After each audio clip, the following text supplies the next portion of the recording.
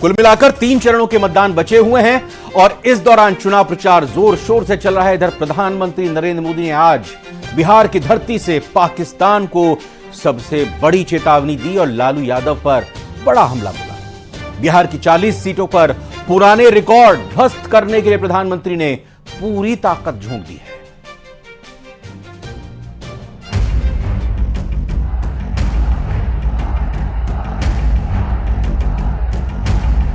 कहते हैं कि पाकिस्तान ने चूड़ियां नहीं पहनी है। अरे भाई पहना देंगे।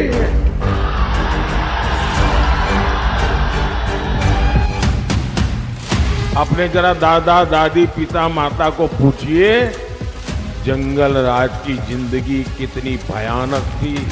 बिहार में प्रधानमंत्री मोदी ने पाकिस्तान को चेतावनी दी, लालू को चौंकाया और देश की जनता को जंगल राज का इतिहास याद दिलाया। 3 घंटे के अंदर बिहार के 3 जिलों में प्रधानमंत्री मोदी ने 3 बड़ी रैलियां की, हाजीपुर, मुजफ्फरपुर और सारण। मुजफ्फरपुर में प्रधानमंत्री मोदी ने देश के दुश्मनों को ललकारते हुए कहा कि पाकिस्तान ने चूड़ियां नहीं पहनी तो चूड़ियां पहना देंगे। इंडी गठबंधन के नेताओं के कैसे कैसे बयान आ रहे हैं। कहते हैं कि पाकिस्तान ने चूड़ियां नहीं पहनी है। अरे भाई पहना देंगे।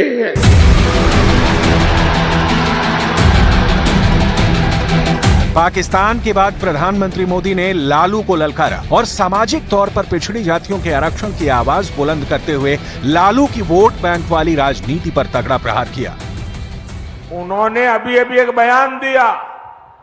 उन्होंने कहा कि मुसलमानों को आरक्षण दिया जाना चाहिए और वो भी पूरा का पूरा, यानी दलितों, पिछड़ों, आदिवासियों को मिलने वाला पूरा आरक्षण ये अब सिर्फ मुसलमानों को देना चाहते हैं।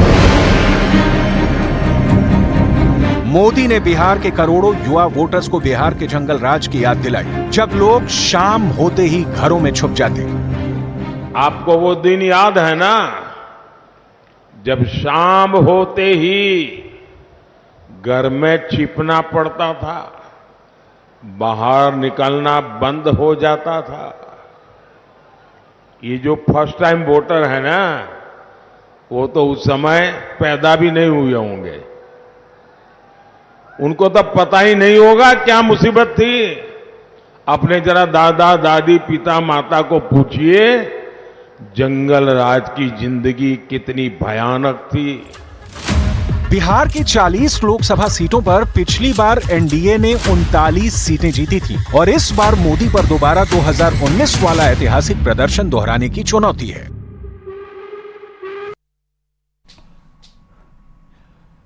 लोकसभा चुनाव का दंगल जारी है। बिहार में एक तरफ आरजेडी नेता तेजस्वी यादव पार्टी की जीत के लिए ताबड़तोड़ रैलियां कर रहे हैं। कमर में दर्द के बाद भी तेजस्वी यादव रोजाना कई रैलियों को संबोधित कर रहे हैं। दूसरी तरफ उनके ही बड़े भाई और आरजेडी विधायक तेज प्रताप यादव का एक वीडियो सामने आया है, जिसमें वो अपनी ही पार्टी के कार्यकर्ता को धक्का देते हुए नजर आ रहे हैं। तेज प्रताप यादव का यह वीडियो पटना के श्री कृष्ण मेमोरियल हॉल का है, जहां उनकी बहन मीसा भारती के नामांकन के बाद एक सभा का आयोजन किया गया।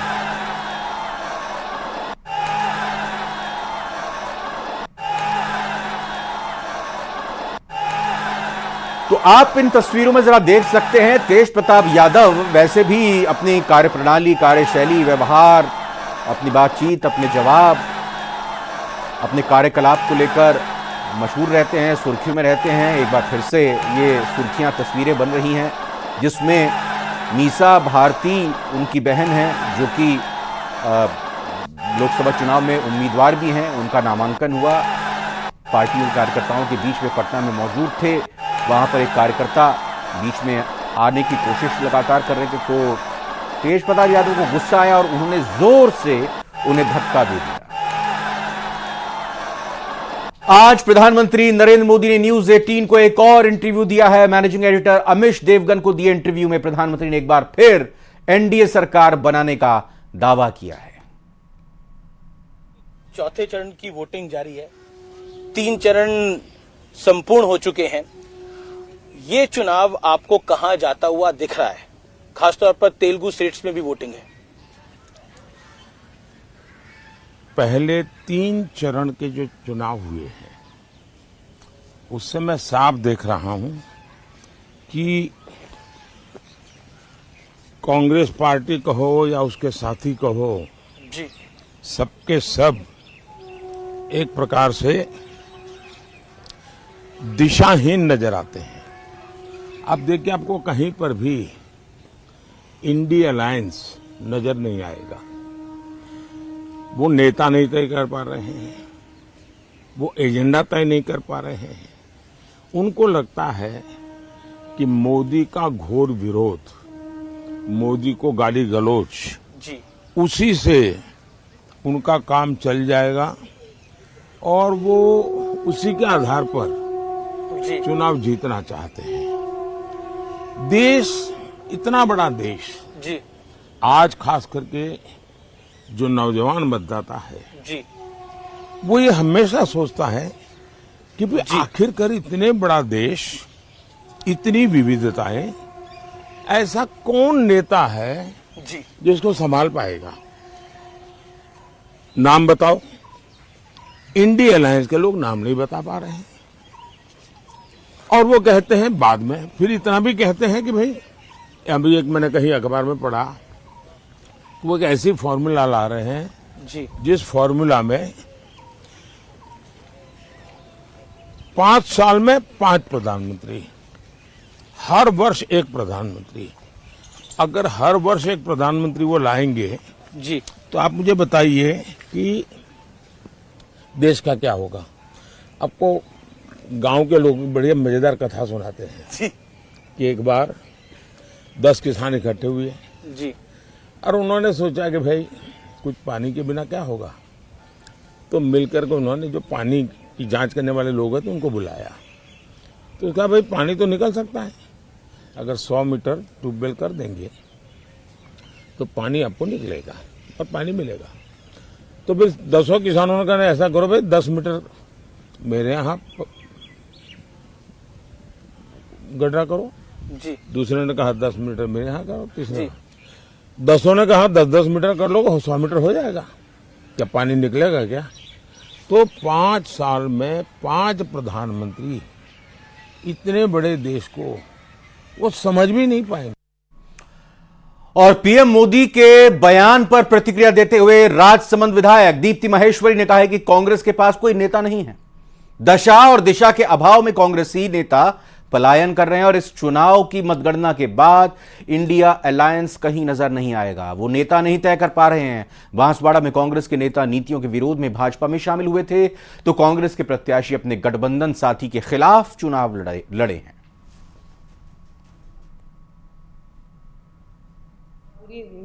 मेरे अलावा पूरी जनता इस बात से सहमत है कि इंडिया अलायंस के पास कोई नेता नहीं, और जो 400 पार की हम बात कर रहे हैं वो इसी वजह से हम बात कर रहे हैं क्योंकि विपक्ष के पास आज भी कोई ऐसा चेहरा नहीं, ऐसा कोई नेता नहीं जिसके ऊपर जनता ये भरोसा दिखा सके। अगर चेहरा है तो मोदी जी का चेहरा है, जिस चेहरे पर पिछले 10 सालों से जनता ने भरोसा दिखाया है, उनके काम पे विश्वास जताया है। बिहार के दौरे के दूसरे दिन पीएम मोदी पटना सिटी स्थित तख्त श्री हरमंदिर साहिब गुरुद्वारे पहुंचे। पीएम ने यहां माथा टेका, अरदास की और लंगर भी खाया। इतना ही नहीं, पीएम ने यहां लंगर में सेवा भी दी।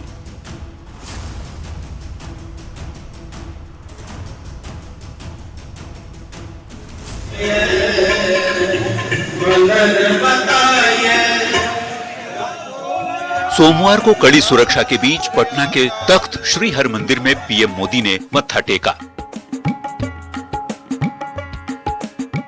प्रधानमंत्री ने सिर पर पगड़ी बांधकर श्री हरमंदिर जी पटना साहिब का दौरा किया।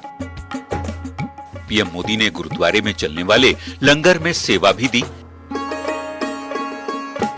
पीएम मोदी गुरुद्वारे में लोगों को खाना खिलाते दिखे।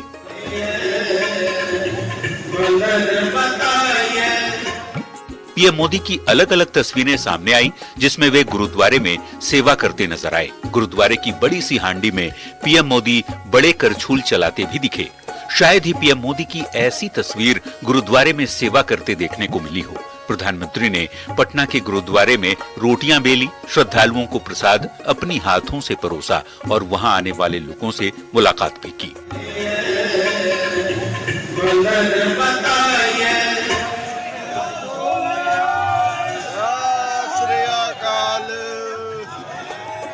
सिखों के लिए बेहद खास और पवित्र पटना साहिब का तख्त 5 तख्तों में से एक है। गुरु गोविंद सिंह के जन्म स्थान के रूप में इस तख्त का निर्माण 18वीं शताब्दी में महाराजा रणजीत सिंह ने कराया था। अपने पटना दौरे में पीएम मोदी सिखों के इस पवित्र तख्त में सेवा देकर पुणे के भागी बने। Bureau report, news 18।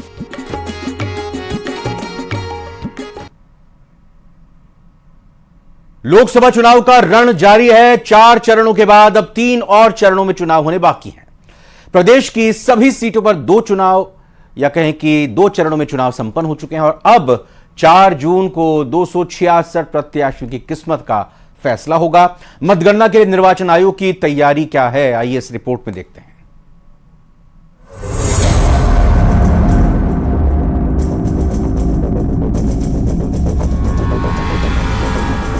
राजस्थान में लोकसभा चुनाव के मतदान के बाद मतगणना की तैयारियां जारी है।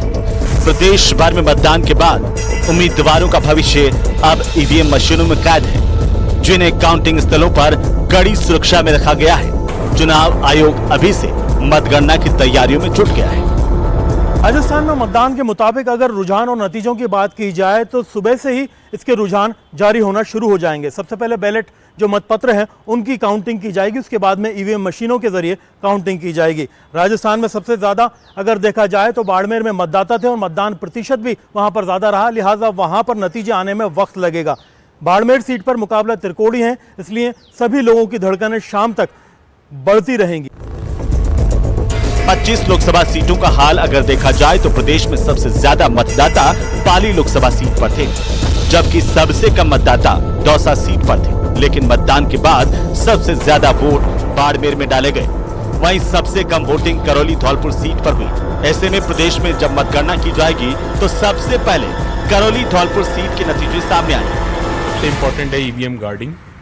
तो लंबा समय है, हमें 40 दिन तक ईवीएम को गार्ड रखना है और इसके लिए एक प्लाटून सीएपीएफ की जितने भी हमारे सेंटर्स हैं, 25 लोकसभा सीटें हैं तो करीब 29 जगह उन्होंने अपना रखा है।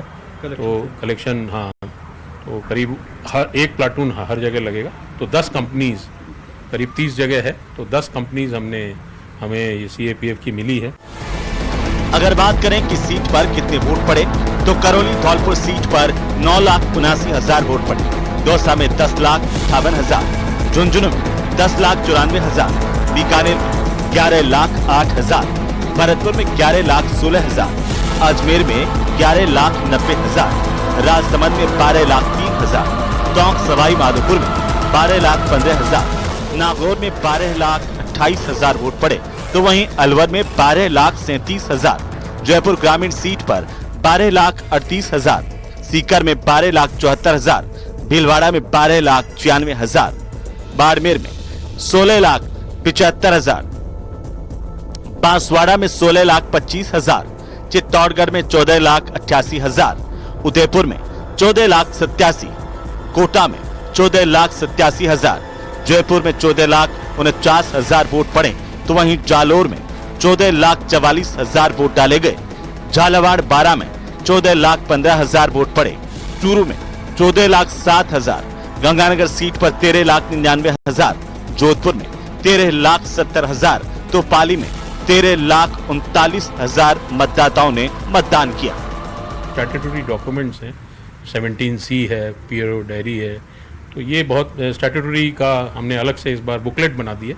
आपने सुना होगा कुछ लोगों ने कहा कि बुकलेट फॉर्म बहुत अच्छा है, जिससे कि हमें सहूलियत होती है काम करने में। तो ये बुकलेट फॉर्म दिया हुआ है तो संग्रहण में भी आसानी रहे। और दूसरा, संग्रहण में समस्या क्या आती है कि कई जगह कंजेस्टेड रहता है, तो हमने इस बार, पिछली बार विधानसभा में भी प्रयास किया था कि अलग अलग जगह संग्रहण हो जाए। चुनाव के मतदान के बाद अब सिर्फ 266 उम्मीदवार ही नहीं बल्कि प्रदेश की पूरी जनता और सियासी जमातें नतीजों के इंतजार में हैं। लोकसभा चुनाव में राजस्थान में मतदान की प्रक्रिया पूरी हो चुकी है। 25 सीटों पर मतगणना 4 जून को की जानी है। उससे पहले निर्वाचन आयोग मतगणना की तमाम तैयारियों में जुट गया है। राजस्थान में सभी जिला निर्वाचन अधिकारियों की बाकायदा 14 मई को एक खास ट्रेनिंग होगी। उसके साथ ही साथ राजस्थान में सभी मतगणना कर्मियों की ट्रेनिंग का दौर जारी रहेगा ताकि मतगणना में किसी तरह की गलती ना हो और पूरी तरीके से पारदर्शी और साफ सुथरी मतगणना की जाए। राजस्थान में अगर देखा जाए तो इस बार विधानसभा चुनाव के मुकाबले लोकसभा के अंदर मतदान प्रतिशत थोड़ा कम रहा है। करीब 65 लाख वोट कम डले हैं। ऐसे में अगर देखा जाए तो विधानसभा के मुकाबले लोकसभा में चुनाव के नतीजे थोड़ा जल्दी आएंगे। लोकसभा चुनाव के नतीजे मंत्रियों विधायकों के सियासी भाग्य का फैसला करेंगे। बीजेपी जिन विधानसभा क्षेत्रों से अपनी बढ़त बरकरार रखने में कामयाब रहेगी, वहां के मंत्रियों के सरकार में नंबर बढ़ने तय हैं। पार्टी अगर हारती है तो मंत्री जी की कुर्सी पर भी संकट आ सकता है। लोकसभा चुनाव के नतीजों की गूंज दूर तक सुनाई देने के आसार हैं। जिन विधानसभा सीटों पर बीजेपी की बढ़त 2014 और 2019 की तरह बरकरार रहेगी, वहां से चुनाव जीते मंत्री जी की कुर्सी भी सलामत रहेगी। लेकिन बढ़त कम हुई या कांग्रेस ने लीड ली तो मंत्री जी की कुर्सी पर संकट मंडराएगा। लोकसभा चुनाव में भजनलाल सरकार के मंत्री विधायकों ने पार्टी प्रत्याशियों को बढ़त दिलाने के लिए जी तोड़ कोशिश की है। कोशिशें परवान चढ़ी तो मिशन 25 पूरा होगा। अगर कहीं एंटी इनकम्बेंसी ने परेशान किया तो कुछ सीटों पर बीजेपी को नुकसान भी हो सकता है। इसीलिए भजनलाल सरकार के मंत्री विधायक जीत हार का गुणा भाग करने में जुटे हैं। हर मंत्री को पीएम मोदी की गारंटी पर भरोसा है, इसीलिए सब अपने अपने इलाके से बीजेपी उम्मीदवारों की बड़ी जीत के दावे कर रहे हैं। हाँ, बिल्कुल मेरा दावा पक्का, अजमेर की सीट 100% जीतेगी निश्चित रूप से। अजमेर में कोई शंका नहीं है। राजस्थान की 25 सीटों में राजसमंद लोकसभा सीट कार्यकर्ताओं के अथक परिश्रम के परिणाम स्वरूप इतना विश्वास मुझे है कि राजस्थान में सबसे अधिक वोटों से कोई सीट अगर निकलेगी तो राजसमंद की सीट निकलेगी। और ये जरूर है कि जो मतदान प्रतिशत कम हुआ उससे कई जगह हमें हमारी जीत का अंतर कम हो सकता है, लेकिन हम आश्वस्त हैं इस बात को लेकर कि राजस्थान में हम 2014 और 2019 के तरह ही एक बार फिर इतिहास रचने में कामयाबी हासिल करेंगे। आइए अब जानते हैं किस मंत्री पर किसे जिताने का दारोमदार है। बीकानेर, गजेंद्र सिंह खीवसर, अर्जुन मेघवाल जीते तो नंबर बढ़ेंगे। साथ ही लोहावट से गजेंद्र सिंह शेखावत को बड़ी बढ़त दिलाने की उम्मीद है। चूरू, अविनाश गहलोत, देवेंद्र झाझड़िया जीते तो अविनाश गहलोत के बढ़ेंगे नंबर। जैतारण में महिमा सिंह को बड़ी बढ़त की जिम्मेदारी है। सीकर, गौतम दत्त, स्वामी सुमेधानंद जीते तो क्रेडिट दत्त की मेहनत को भी मिलेगा। बड़ी सादड़ी में सीपी जोशी को भी लीड दिलाने का जिम्मा। जयपुर ग्रामीण, किरोड़ी लाल मीणा, राव राजेंद्र सिंह जीते तो किरोड़ी की होगी बल्ले बल्ले। किरोड़ी पर दौसा और टोंक सवाई माधोपुर में भी पार्टी को जिताने की जिम्मेदारी। अलवर सुरेश रावत, भूपेंद्र यादव की जीत हुई तो रावत को भी श्रेय मिलेगा। साथ ही पुष्कर में उन पर भागीरथ चौधरी को जिताने का भी दारोमदार है। टोंक सवाई माधोपुर, मदन दिलावर, सुखबीर सिंह जौनापुरिया जीते तो दिलावर का बढ़ेगा कद। साथ ही रामगंज मंडी से दिलानी होगी ओम बिरला को बड़ी बढ़त। नागौर, कन्हैया लाल चौधरी, ज्योति मिर्धा को जिताने की जिम्मेदारी। साथ ही मालपुरा से सुखबीर सिंह जौनापुरिया को भी दिलानी होगी बड़ी जीत। बाड़मेर, जैसलमेर, जोराराम कुमावत, कैलाश चौधरी जीते तो जोराराम कुमावत सरकार में और मजबूत होंगे। साथ ही सुमेरपुर में पीपी चौधरी की लीड भी उन्हें बरकरार रखनी होगी। कांग्रेस का मतदाता भी था तो भी जब वोट देने अंदर गया तो वो मोदी जी पे विश्वास कर, मोदी जी की नीतियों पे, मोदी जी के काम पे, राम मंदिर पे, उनकी गारंटी पे, अब की 400 पार, इस सारे उसके मत मस्तिष्क में बैठे हुए थे। और ज्यों ही उसने बटन दबाने गया तो उसके भली विचारधारा दूसरी हो, लेकिन मोदी जी की तरफ वोट दिया है।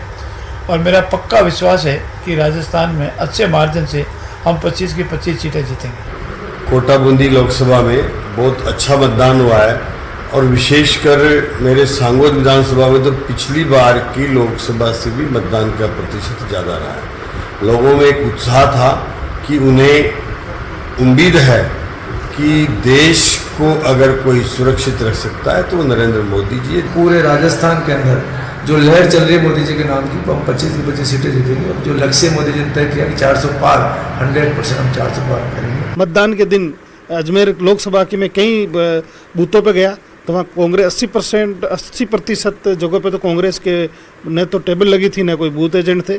भजनलाल सरकार में 6 मंत्रियों के पद खाली हैं। चुनावी नतीजों के बाद माना जा रहा है कि बेस्ट परफॉर्मर मंत्रियों को और बेहतर महकमे दिए जा सकते हैं, तो नॉन परफॉर्मेंस वाले मंत्रियों की सरकार से छुट्टी भी हो सकती है।